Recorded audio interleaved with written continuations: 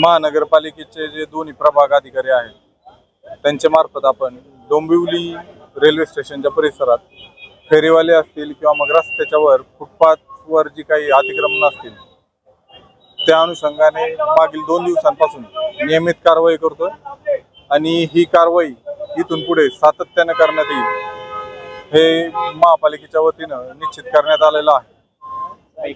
पुनर्वसनाच्या अनुषंगाने देखील जी CTC आहे त्यामध्ये पर्यायी जागा उपलब्ध करून देण्याच्या अनुषंगाने आपण कार्यवाही प्रस्तावित करत आहोत।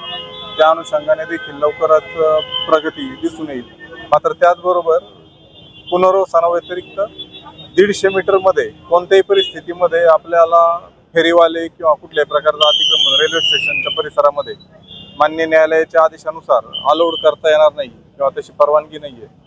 तर फेरीवाल्यांनी किंवा जे व्यावसायिक आहेत त्यांनी देखील त्या पद्धतीने कार्यवाही करणं अपेक्षित आहे। फुटपाथवर देखील आता आपण कालच्या दिवशी जर आपण विचार केला तर वॉर्डमधून JCB द्वारे देखील आपण फुटपाथवर जे कोणते प्रोजेक्शन्स आहेत ते आपण काढून घेतलेले होते।